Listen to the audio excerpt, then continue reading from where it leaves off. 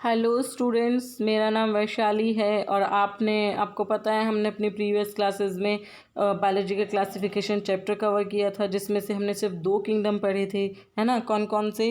वो Monera and protista. अब उन 2 किंगडम के बेस पर हम लोग कुछ क्वेश्चंस पढ़ेंगे, ठीक है, कुछ मोस्ट इंपॉर्टेंट क्वेश्चंस। फिर इन क्वेश्चंस को करने के बाद हम नेक्स्ट 3 किंगडम्स पढ़ेंगे, ठीक है। तो फर्स्ट क्वेश्चन देखिए। फर्स्ट क्वेश्चन कहता है कि this component provides a sticky character to bacterial cell.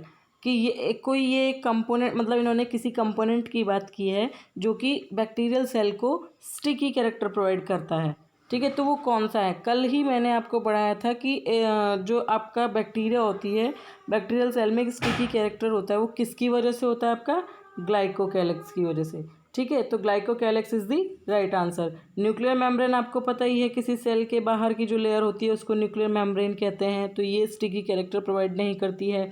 Then cell wall. Cell wall आपका क्या है कि ये आउटर वॉल है किसी भी बैक्टीरियल सेल या किसी भी मतलब प्लांट ऑर्गेनिज्म की बात करें तो बैक्टीरियल में भी आपका सेल वॉल प्रेजेंट होता है, ये आपको पता है। तो सेल वॉल भी स्टिकी कैरेक्टर प्रोवाइड नहीं करती। सेल वॉल की वजह से रिजिडिटी आती है किसी भी सेल में, ठीक।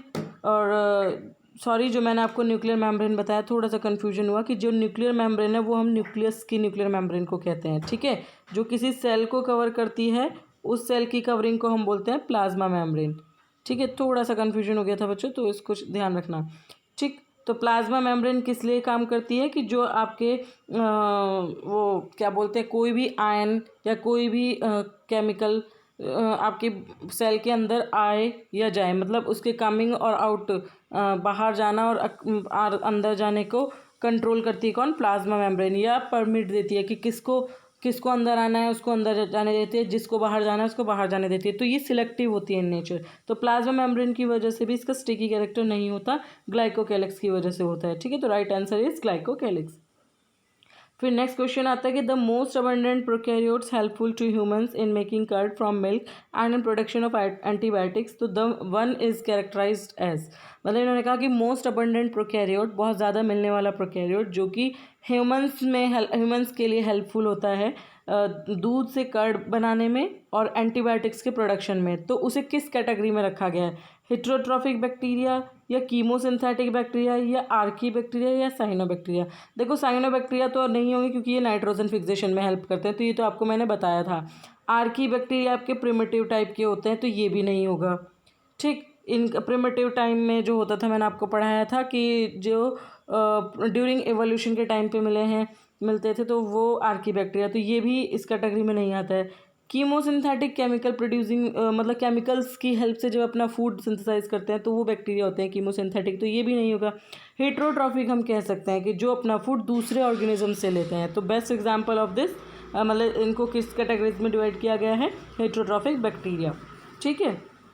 फिर नेक्स्ट क्वेश्चन हम पढ़ते हैं कि पिक द इनकरेक्ट स्टेटमेंट। देखो, ये जो क्वेश्चंस हम पढ़ रहे हैं वो नीट में आए हुए हैं, तो इनको आप इम्पॉर्टेंट समझ के, इम्पॉर्टेंट ही हैं जितने, और बल्कि आप मैक्सिमम क्वेश्चन सॉल्व करने की कोशिश करिए, टॉपिक को रिवाइज करिए, फिर उसके बेस पर आप क्वेश्चंस को कीजिए मैक्सिमम, तो आपका बहुत सारे क्वेश्चंस आपको मिलेंगे, बहुत सारे टॉपिक आपके क्लियर होंगे इससे, ठीक है। तो इनमें से कोई आपको इनकरेक्ट स्टेटमेंट बतानी है, तो इनकरेक्ट स्टेटमेंट कौन सी होगी?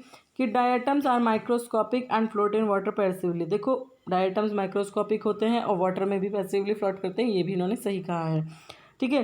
Diatoms are chief producer in ocean. Ocean में जो चीफ प्रोड्यूसर्स हैं वो डायटम्स है, ये भी सही है। अब डायटम्स आपकी डायएटोमेशियस अर्थ बनाते हैं, ये भी बिल्कुल सही लग रहा है, क्योंकि आगे पढ़ते हैं is form by the cell wall of diatom. Yes, diatoms की सेल वॉल से आपका डायटोमेशियस अर्थ बनता है, ये भी बिल्कुल सही है।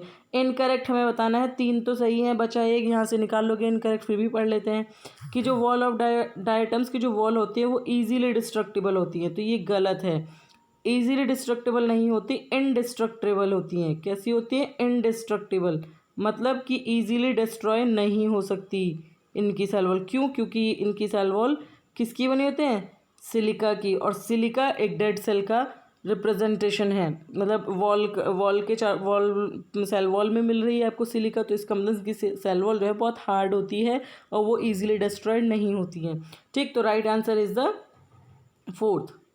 फिर नेक्स्ट क्वेश्चन आता है हमारा कि सम हाइपरथर्मोफिलिक ऑर्गेनिज्म, कुछ हाइपरथर्मोफिलिक ऑर्गेनिजम्स जो हाईली एसिडिक हैबिटेट में ग्रो करती है, यानी जिसका pH 2 होता है, इतना एसिडिक, तो वो कौन से 2 ग्रुप से बिलोंग करती है?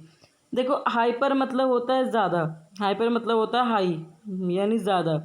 थर्मो की बात आ रही है तो टेम्परेचर, ठीक है, हाई टेम्परेचर। और फिलिक मतलब अट्रैक्शन, यानी जो फिलिक का मतलब क्या हो गया आपका? अट्रैक्शन, यानी जो बैक्टीरिया आपके हाई टेम्परेचर पर ग्रो करते हैं और प्लस हाईली एसिडिक होंगे, तो इसको क्या बोलेंगे? Hyper thermo acidophilic. ठीक, तो हाई एसिड होगा तो वो कौन से आते हैं? मैंने तुम्हें पढ़ाया था कि जो आर्की होते हैं वो आपका hyper thermophilic, hyper thermo acidophilic बोल सकते हैं, या थर्मो एसिडोफिलिक मैंने बताया था। तो आर्की आपका इसमें आंसर है। ठीक, लेकिन उन्होंने 2 ग्रुप बोले तो 2 ग्रुप में देखो लीवर वॉट और ईस्ट तो हो ही नहीं सकते, तो यहाँ से ये गलत है। प्रोटिस्टेंट मोसिस भी गलत है, ये नहीं हो सकता। साइनोबैक्टीरिया और डायटम्स भी नहीं हो सकता, तो आर्की हो सकता है, और आर्की के साथ आपका यू बैक्टीरिया, तो ठीक है, आर्की वाला हमारा आंसर सही है। ठीक है, फिर नेक्स्ट क्वेश्चन आता है कि red tide is caused by, कि जो रेड टाइड है वो किसकी वजह से होती है?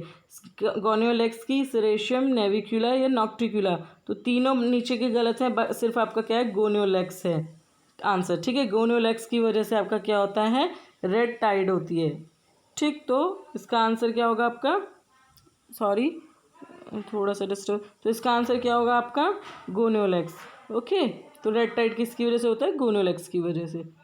ठीक है बच्चों, तो ये कुछ 5 क्वेश्चंस थे, 2 टॉपिक से कवर किए हैं, तो इनको आप पढ़िएगा, समझते रहिएगा। नेक्स्ट फिर इसके बाद हम शुरू करेंगे अपना एक 3 जो बाकी किंगडम बचते हैं उनको शुरू करेंगे। ठीक है बच्चों, ठीक है, बाय बाय, ओके।